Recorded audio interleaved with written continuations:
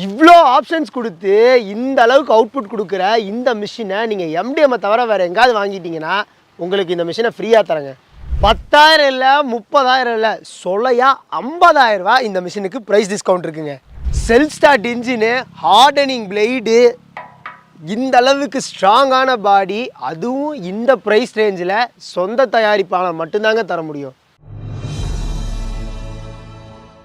தோப்பில் விழுகிற மட்டைகளை நீங்கள் எரிச்சிட்டு இருக்கிறவங்களா இல்லை மல்ச்சரை கூப்பிட்டு அதெல்லாத்தையும் அரைச்சிட்டு இருக்கவங்களா, இதெல்லாம் நீங்கள் பண்ணிட்டு இருந்தீங்கன்னா கண்டிப்பாக உங்களுக்கு லாபங்கிறது நீங்கள் நினச்சும் கூட பார்க்கக்கூடாதுங்க.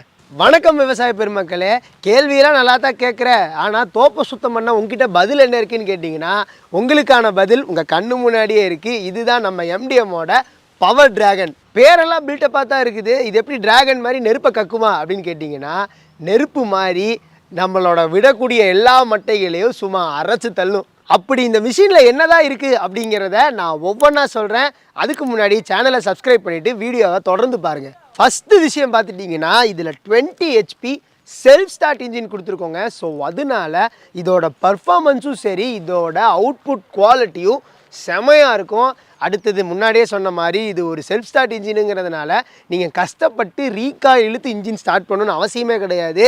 ஜஸ்ட் இந்த சாவியை வச்சே நீங்கள் இந்த மிஷினை ஸ்டார்ட் பண்ணிட முடியும். ப்ரீமியம் குவாலிட்டி இன்ஜின் மட்டும் கிடையாதுங்க. நீங்கள் கேட்டிங்கன்னா நாங்கள் இதில் மோட்டர் வச்சுமே கஸ்டமைஸ் பண்ணி கொடுப்போம், அதுவும் 7.5 HP மோட்டரோட.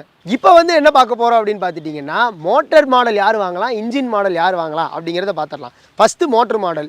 இப்போ நீங்கள் உங்களோட தோட்டத்தில் கமர்ஷியல் லைன் வச்சுருக்கீங்கன்னு வச்சுக்கோங்களேன், தாராளமாக நீங்கள் மோட்டர் மாடல் வாங்கிக்கலாம். அடுத்தது மட்டைகளை நான் ஒரு இடத்துல அடுக்கிடுவேன், அங்கே தான் அரைச்சி தள்ள போகிறேன் அப்படின்னா கண்டிப்பாக நீங்கள் மோட்டர் மாடல் வாங்கிக்கோங்க. இல்லைப்பா என்னோடய தோப்பு பெருசு, எனக்கு கரண்ட் வசதியில் இல்லை, நான் எங்கே வேணாலும் மட்டை விழுகும், நான் போய் தான் எடுத்துகிட்டு போய் அரைக்கணும் அப்படிங்கிறவங்களாக இருந்தால் கண்டிப்பாக நீங்கள் இன்ஜின் மாடல் தான் போய் ஆகணும், வேறு வழியே கிடையாது. ஆனால் ரெண்டோட அவுட்புட்டுமே சேம் ஒரே மாதிரி தான் இருக்கும். அடுத்தது ரொம்ப ரொம்ப முக்கியம், இதில் யூஸ் பண்ணியிருக்கிற பிளேடு. ஸோ இதில் பார்த்துட்டிங்கன்னு வச்சுக்கோங்களேன், மொத்தம் 14 பிளேடு இருக்குது. அதில் 2 பிளேடு கட்டிங் பண்ணுறதுக்கு, மிச்சம் 12 பிளேடு பார்த்துட்டிங்கன்னா பல்வரைஸ் பண்ணுறதுக்கு. இதில் நாங்கள் யூஸ் பண்ணியிருக்கிற அந்த 14 பிளேடுமே லோக்கல் குவாலிட்டி இல்லைங்க, ஹை குவாலிட்டியான ஹார்டனிங் பிளேடு. நாங்கள் நினச்சிருந்தா அந்த கட்டிங் பிளேடு மட்டுமே, அந்த 2 பிளேடு இருக்குல்ல மெயின் பிளேடு, அந்த பிளேடு மட்டுமே நாங்கள் ஹார்டனிங் கொடுத்துருக்க முடியும், காஸ்கட் பண்ணணும் அப்படின்னு நினச்சிருந்தா. பட் நாங்கள் அந்த மாதிரி எந்த இடத்துலையும் குறை வைக்காமல் இதில் யூஸ் பண்ணியிருக்கிற அந்த 14 பிளேடுமே ஹார்டனிங் பிளேடு. ஸோ அதனால் உங்களுக்கு பர்ஃபார்மன்ஸ் லேகுங்கிறது சுத்தமாக கிடையாது. ஆனால் இதில் குவாலிட்டியுமே சூப்பராக இருக்கும். இன்ஜினும் சரி பிளேடும் சரி எல்லாமே சூப்பராக கொடுத்துட்டு இன்புட்டில் குறை வச்சா நல்லாவாங்க இருக்கும். ஸோ அதனால் நீங்கள் இந்த இன்புட் பார்த்துட்டிங்கன்னா நீங்கள் தென்னை மரத்துலேருந்து விழக்கூடிய மட்டையை அப்படியே உள்ளே போட முடியும்.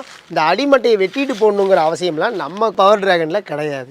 அடுத்தது இதோட மெட்டீரியல் பார்த்துட்டிங்க அப்படின்னா, அதாவது இதோட பாடி ஸ்ட்ரக்சர் பார்த்துட்டிங்கன்னா ரொம்ப ஹெவியான மெட்டல்ஸில் செஞ்சுருக்கோம். ஏன் அப்படின்னா மற்ற உச்சிப்பரை காட்டிலும் நம்மளோட பவர் டிராகனோட அவுட்புட் 4 மடங்கு அதிகங்க.